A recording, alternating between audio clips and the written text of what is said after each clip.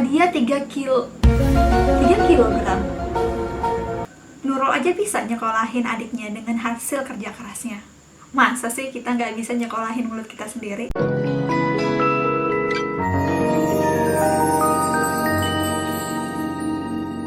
Assalamualaikum, hai teman-teman. Nggak terasa nih kita udah berada di penghujung Olimpiade Tokyo.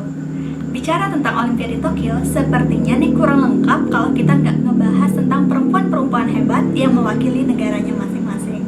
Tanpa menunggu waktu lebih lama, sekarang kita bahas ya. Pertama, ganda putri kebanggaan kita semua yaitu Greysia Poli dan Apriani Rahayu. Siapa nih yang nggak kenal kedua atlet yang hebat yang membanggakan Indonesia? Pertama dalam sejarah, Indonesia pada tahun 2021 akhirnya mendapatkan medali emas untuk ganda putri. Setelah sebelumnya Indonesia mendapatkan medali emas, Susi Susanti, tunggal putri, pada tahun 1992, tunggal putra Alan Budi Kusuma tahun 1992, ganda putra Ricky Subagia, dan Reksi Mainaki tahun 1996, dan ganda campuran Liliana Natsir dan Tantowi Ahmad tahun 2016. Nah, akhirnya pada tahun 2021 akhirnya Indonesia mendapatkan emas untuk ganda putri. Nah, karena ini pertama kalinya Indonesia mendapatkan emas untuk ganda putri, terdapat banyak pihak nih yang memberikan hadiah fantastis kepada dua atlet kita. Dikutip dari Twitter Ovaltines, terdapat 47 hadiah yang ditujukan kepada kedua atlet ini. Nah, di sini aku bakal ngebagiin dalam 8 kategori. Nah, untuk itu aku bakal baca dulu. Kategori yang pertama, uang. Uang senilai 5 miliar per orang dari Kemenpora, jadi dua-duanya bakal dapat 5M. 500 juta dari Crazy Rich Malang, yaitu pemilik Miss Glow. Masing-masing uang 500 juta dari Grab ID, 100 juta untuk Apriani dari anggota DPR RI, dan bonus dari klub. Nah, bonusnya ini belum kita tahu berapa jumlahnya. Next, yang kedua ada tempat tinggal atau akomodasi. Nah, mereka akan mendapatkan rumah di PIK 2 dari Agung Sedayu Group.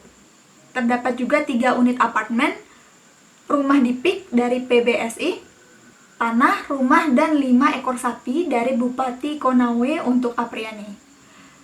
Terus ada juga sepetak tanah dari Wakil Wali Kota Tomohon untuk Gracia. Selanjutnya ada juga hadiah rumah dari Ray, Real Estate Indonesia. Ini baru kategori kedua. Oke, udah dapat uang, dapat tempat tinggal. Yang ketiga ada kategori liburan. Dari Menparekraf, mereka akan mendapatkan destinasi super prioritas. Dan yang kedua, mendapatkan free stay selama setahun di Bobo Box. Kategori keempat, barang dan voucher. Barang yang pertama adalah iPhone 12 Pro Max per orang dari Eka Seluler. Terus hadiah 3 kilogram. Hadiah 3 kg emas dari Pegadaian senilai kurang lebih 2,8 miliar untuk semua atlet peraih medali. Logam mulia 10 gram dari Laku Emas, gratis langganan seumur hidup produk digital Tempo di Tempo Media, bebas request lagu seumur hidup, gratis semua produk di Skin Game Official selama 1 tahun untuk semua atlet, gratis 1 set meja makan dari Sebat Project, Diamond gratis seumur hidup dari Free Fire.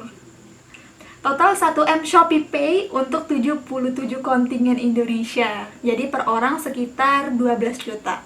Berikutnya gratis berlian dengan special design dari Swan Jewelry. Wow. Nah, nggak cuma barang dan uang, tetapi mereka juga mendapatkan beasiswa. Yang pertama, mereka mendapatkan beasiswa di LSPR dan beasiswa di UMJ.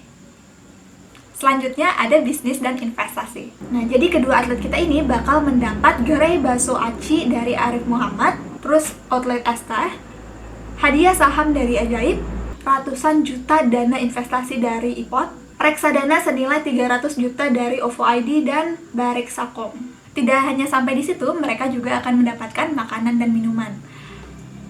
Oke, yang pertama, kopi gratis seumur hidup di semua kedai filosofi kopi.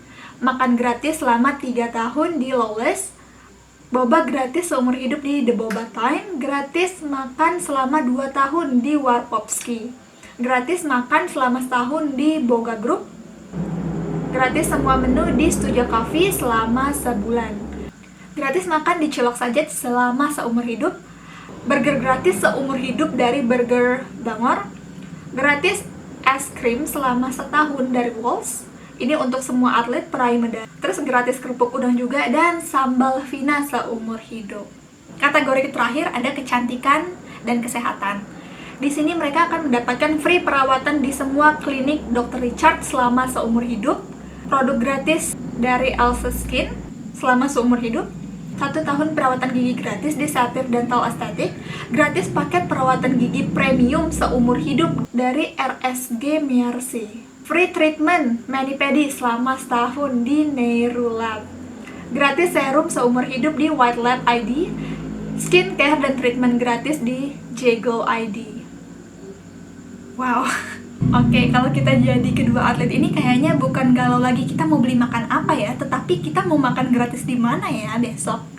Atau enggak mau tidur di mana nih? Mau liburan kemana? Mau perawatan di mana? Aku aja nih yang ngebaca list yang akan mereka dapatkan aja nih udah kayak tercengang, apalagi mereka ya. Yang kedua, Nurul Akmal. Keberhasilan Nurul Akmal di angkat besi 87 kg putri yang sekaligus menjadi penutup perjuangan atlet Indonesia di Olimpiade Tokyo tentu menoreh kebanggaan bagi kita warga Indonesia. Amel yang merupakan pembawa bendera di acara pembukaan Olimpiade Tokyo mencatat total angkatan 256 kg. Nah, untuk detailnya di sini ada 115 kg snatch dan 141 clean and jerk. Pelatihnya Effendi Arya menyatakan bahwa perwakilannya pertama kali melihat potensi Amel pada saat Amel mengangkut padi yang ada di daerahnya. Pada tahun 2010, pada saat Amel berada di bangku kelas 10 SMA. Setelah itu, Amel mulai mengikuti program pelatihan. Oke, aku bakal ngebacain lebih detail lagi. Tahun 2016, Amel itu menjadi juara PON, memecahkan rekor snatch dan clean and jerk, sekaligus pemegang rekor nasional. Nah, jadi ini bukan cuma juara, tetapi juga memecahkan rekor baru. Selanjutnya, tahun 2017 nih, ia menjadi juara nasional di Riau. Terus pada Februari 2018, Nurul Akmal ini dipanggillah ke Platnas untuk mengikuti Asian Games, sehingga sampai dengan saat ini dia masih di Platnas. Pada saat bertanding di Olimpiade Asian Games, akhirnya Nurul Akmal dinilai sudah masuk dalam kualifikasi untuk ikut di ajang Olimpiade Tokyo. Nah, setelah kualifikasi tersebut, akhirnya Nurul Akmal mendapatkan posisi ke-6 di dunia dan berhasil mewakili Indonesia di ajang Tokyo Olympic atau Olimpiade Tokyo 2021. Nah, ternyata untuk mendapatkan peringkat kelima ini membutuhkan waktu yang sangat panjang, serta kerja keras, kedisiplinan, dan kesabaran, serta keteguhan hati agar tetap bisa semangat mengangkat besi. Nah, dengan proses Akmal yang panjang tersebut, jadi kita semakin tersadarkan nih bahwa nggak ada proses yang instan dan kita nggak boleh nih menyalahkan prestasi orang lain dengan berlandaskan mereka dapat privilege. Nyatanya di sekitar kita tuh masih banyak banget orang yang mungkin berada di start level yang sama dengan kita atau mungkin di bawah kita. Tapi mereka tetap semangat berjuang dan akhirnya bisa membanggakan diri sendiri, keluarga, daerah maupun negara.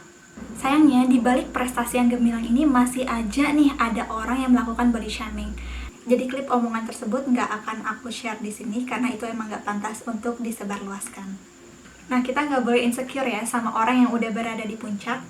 Nah, kita masih dalam proses. Jadi teman-teman jadiin orang yang ada di puncak sebagai acuan teman-teman untuk tetap semangat dan tetap lihat ke bawah sebagai bentuk rasa syukur teman-teman karena sudah berada di level yang lebih tinggi. Intinya jangan sampai bully orang karena kita nggak tahu perjuangan apa yang mereka miliki, dan jangan underestimate orang karena kita nggak tahu masa depan apa yang menanti dia.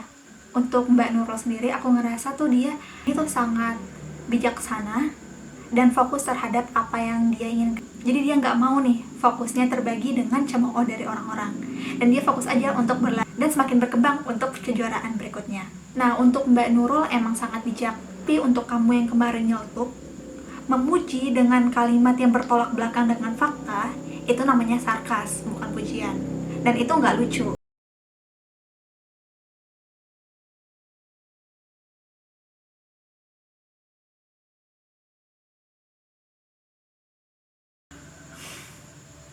Malu nggak sih? Kita ini masih jadi beban keluarga, beban masyarakat, beban negara. Tapi berani-beraninya nambah beban pikiran atlet yang udah mengharumkan nama bangsa hanya dengan omongan kita yang gak berbobot. Bayangin nih, Nurul udah meningkatkan berat badan supaya bisa mengangkat besi.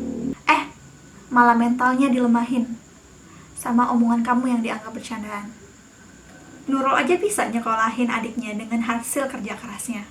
Masa sih kita nggak bisa nyekolahin mulut kita sendiri yang ada di badan kita juga? Nurul udah berupaya supaya Indonesia maju dan dikenal. Lah, kok yang teriak malah pikirannya mundur ke belakang? Nggak ada yang namanya bercanda kalau salah satu dari kedua belah pihak merasa nggak lucu. Nggak ada yang namanya lumrah kalau yang salah satu nggak terima.